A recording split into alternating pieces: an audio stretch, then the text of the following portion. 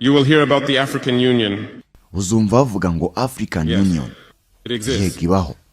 Ariko se mu by'ukuri ntidushobora gukomeza kuvuga ngo dushyire hamwe mu magambo ntituvuge ku muryango wa Afurika yunze ubumwe kuko uyu ni umuryango uzatuma habaho gushyira hamwe guhamye. Dukwiye kwicuza ko hari izi ntambara z'urudaca ku mugabane wacu wa Afurika ziri kwica amamiliyoni y'abantu bakiri bato.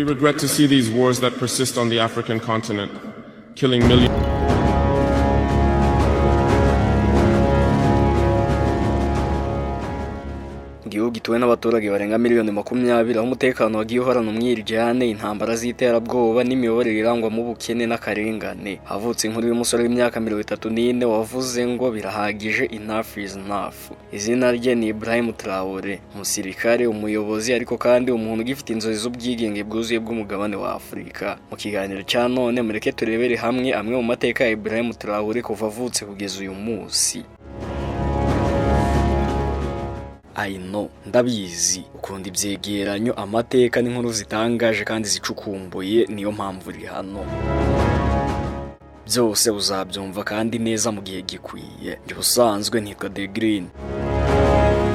Gusa nutankurikira aka kanya amahirwe menshi ntabwo uzongera kunyumva. Ngaho kora subscribe, fungura inzogera ubundi tujye tubana kenshi mu biganiro byacu. Ikaze mwese. Ibrahim Traoré ubundi yavukiye kera muri Bondokuyi, agace gato ko mu burengerazuba bwa Burkina Faso, ku itariki ya 14 Werurwe mu 1988. Yakuriye mu muryango woroheje, ababyeyi be bari abahinzi. Yize amashuri abanza n'icyiciro rusange hafi y'iwabo, nyuma yoherezwa i Bobo Dioulasso, umujyi wa kabiri ukomeye mu gihugu cya Burkina Faso. Ubutwari bwe no gutekereza bihambaye byatangiriye mu mashuri. Yari umwana ucukumbura wibaza impamvu igihugu cye gihora mu bukene kandi gifite ubutunzi bw'amabuye y'agaciro, ubutaka n'abantu b'intyoza bakabaye babibyaza umusaruro. Traoré yakomereje geologiya ye muri kaminuza ya Ouagadougou. Muri iyi kaminuza ntiyari gusa umunyeshuri, ahubwo yari impinduramatwara mu bitekerezo. Yifatanyaga n'ihuriro ry'abanyeshuri ba Burkina Faso ANEB n'ishyirahamwe ry'abanyeshuri b'abayisilamu. Yaharaniye uburenganzira bw'abanyeshuri, abigisha kwanga akarengane no kudatinya ubutegetsi. Byari ibihe by'ubwiyunge n'amateka ya Thomas Sankara, umuyobozi w'icyitegererezo ku rubyiruko rwinshi rw'icyo gihe muri Burkina Faso. Mu mwaka wa 2010 Ibrahim Traoré yinjiye mu ngabo z'igihugu. Yahuguwe mu buryo bwihariye kandi mu gihe gito aza kwemezwa nk'umusirikare w'intangarugero. Ibyo byatumye mu mwaka wa 2020 agirwa kapitene, ayobora umutwe w'ingenzi wa Cobra wihariye mu guhangana n'iterabwoba. Aha rero niho yamenye uko iterabwoba rikora, uko abarwanyi binjira mu baturage n'uburyo leta zari zaracitse intege. Yarwanye intambara mu turere twa Mage nka Sahel, Somo na Ruramu, aho abaturage bari barabayeho nk'imbohe z'abajihadiste.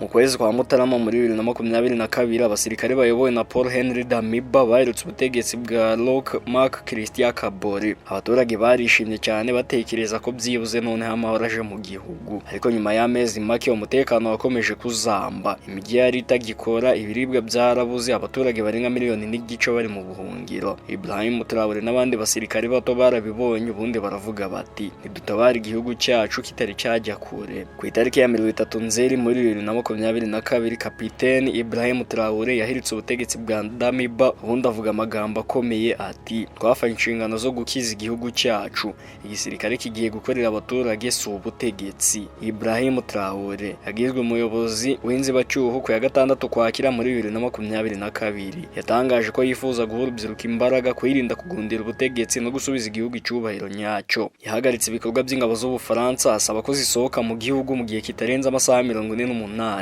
Yafunguye imiryango ku bucuti n'Uburusiya, Turukiya, Mali na Niger. Yashyize imbere ikiganiro ku ifaranga rihuriweho na Sahel rikwiye gusimbura CFA ifaranga rishinjwa gukoreshwa nk'igikoresho cy'ubukoloni bwa none. Ariko urugendo ntabwo rworoshye rwose. Burkina Faso iracyari mu bihe bikomeye, aho abasirikare bicwa buri cyumweru, abaturage bahunze barenga miliyoni 2, ubukungu burimo kugwa. Muri 2024 Traoré yasubitse amatora yari yarasezeranyije abaturage, avuga ko igihugu kitari ciyiteguye kitari no mu bihe byiza byo kuyakora. Yiyemeza kuguma ku butegetsi ugeza muri 2029 ashyira ibintu ku murongo. Bamwe bati uyu ni umucunguzi waje gukemura ibibazo mu buryo bugaragara, abandi nabo bati yatangiye nka Sankara ariko ashobora kurangiza nk'abandi bose. Umubano hagati ya Kapiteni Ibrahim Traoré uyobora Burkina Faso na Perezida w'Uburusiya Vladimir Putin wagiye ukomera cyane kuva aho Traoré afatiye ubutegetsi muri Nzeri 2022. Uyu mubano ushingiye ku bufatanye bwa gisirikare, ubukungu, ingufu n'imibanire ya diplomasi. Bigaragaza uko Burkina Faso yagiye yegera Uburusiya nyuma yo gutandukana n'ibihugu by'Iburayi cyane cyane Ubufaransa. Mu kwezi kwa Nyakanga muri 2023 Kapiteni Ibrahim Traoré yitabiriye inama ya kabiri ya Afurika n'Uburusiya yabereye St Petersburg, aho yagiranye ibiganiro byihariye na Perezida Vladimir Putin. Muri ibyo biganiro Traoré yashimangiye ko Uburusiya ari umuryango kuri Afurika kandi ko ibihugu byombi bifite amateka ahuje yo kurwanya ubukoloni n'ivangura. Perezida Putin nawe yemeje ko Uburusiya buha agaciro umubano wabwo na Burkina Faso. Uburusiya bwiyemeje kongera inkunga ya gisirikare kuri Burkina Faso, burimo kohereza abarimu ba gisirikare n'ibikoresho byo kurwanya iterabwoba. Abasirikare b'Uburusiya barimo n'itsinda ryitwa Brigade Beer rishamikiye kuri GRU, iperereza rya gisirikare ry'Uburusiya nyine. Hagaragaye mu bikorwa byo kurinda ubuyobozi bwa Burkina Faso ndetse no guhugura ingabo zidasanzwe z'igihugu. Mu rwego rwo gukemura ikibazo cy'amashanyarazi, Burkina Faso yasinyiye amasezerano n'Uburusiya yo kubaka uruganda rw'ingufu za kirimbuzi. Ibi bigamije rero kongera ubushobozi bw'igihugu mu bijyanye n'amashanyarazi, aho abatuye igihugu bafite amashanyarazi ari munsi ya 25%. Mu Kuboza muri 2023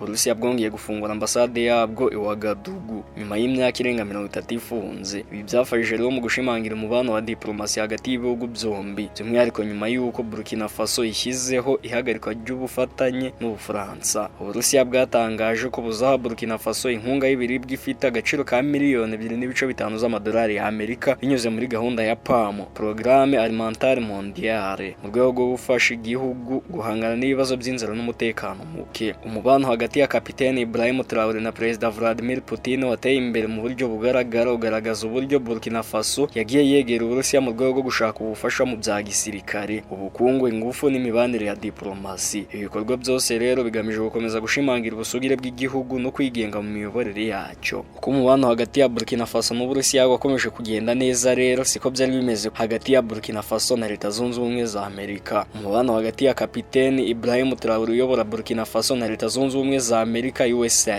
wagiye uzamo igitotsi kuva yafata ubutegetsi mu kwezi kwa Nzeri 2022. Uyu mubano wagiye usubira inyuma bitewe n'impinduka mu miyoborere ya Burkina Faso, aho igihugu cyahisemo kwigenga mu bya diplomasi no kwegera ibihugu bitari mu byo mu burengerazuba bw'isi. Kapiteni Ibrahim Traoré yafashe icyemezo cyo gutandukana n'ibihugu by'uburengerazuba birimo Leta Zunze Ubumwe za Amerika, ashyira imbere ubufatanye n'ibihugu nk'Uburusiya, Ubushinwa na Turukiya. Yashimangiye ko Burkina Faso igomba kwigenga mu miyoborere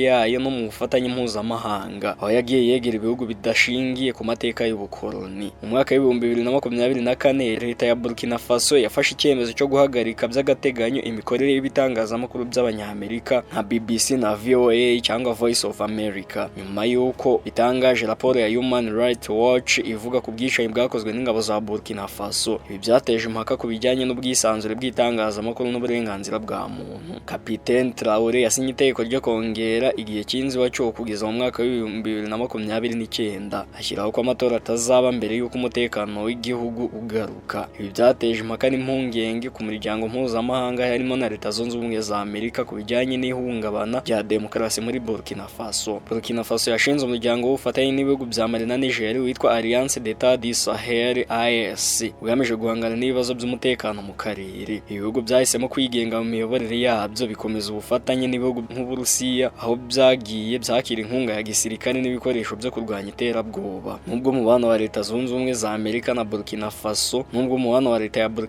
na Leta Zunze Ubumwe za Amerika wagiye uzamo igitotsi, Kapiteni Ibrahim Traoré yagaragaje ubushake bwo gukomeza ubufatanye n'ishoramari, by'umwihariko mu wa diaspora harimo n'abanyaburkina baba muri Amerika. Umubano hagati ya Kapiteni Ibrahim Traoré, perezida w'inzibacyuho wa Burkina Faso, na Papa Francis, uyu wagiye ushingira ku bufatanye hagati ya Leta ya Burkina Faso na Kiliziya Gatolika cyane cyane mu bijyanye n'amahoro, iterambere n'imibereho myiza y'abaturage. Mu kwezi kwa Gashyantare muri 2025 uyu mwaka nyine mu kwa kabiri, Kapiteni Ibrahim Traoré yakiye Kardinali Pietro Parolin, umunyamabanga wa Leta ya Vatikani wari yabuzanye n'intumwa ya Papa Francis. Cardinal Parole yashimye umuhate wa leta ya Burkina Faso mu kugarura umutekano no guteza imbere igihugu, anasaba ko ibikorwa bya gisirikare byajyana n'iterambere ry'ubukungu n'imibereho myiza y'abaturage. Yavuze ko nubwo Burkina Faso yahuye n'ibibazo by'iterabwoba, Papa Francis yakomeje kugaragaza urukundo n'impuhwe ku baturage bayo. Umubano hagati ya Kapiteni Ibrahim Traoré na Papa Francis wagaragaje ubushake bwo gukorana no gushakira amahoro n'iterambere Burkina Faso. Ibrahim Traoré ahagaze ku rugamba rutari urw'intwaro gusa, mu rugamba rw'icyerekezo rw'ubwigenge rw'imiyoborere mishya ya Afurika. Ese azakomeza kuba urumuri rw'abashaka impinduka cyangwa azakubitirwa mu cyiciro cy'abavuze neza ariko bagasigara mu mateka nk'abatarabishoboye? Ibi rero bizasubizwa n'amateka, ariko uyu munsi nakubwira ko izina Kapiteni Ibrahim Traoré riri mu mitwe y'abatuye isi yose, yaba bifuza ineza kuri Burkina Faso n'abatamwifuriza ineza.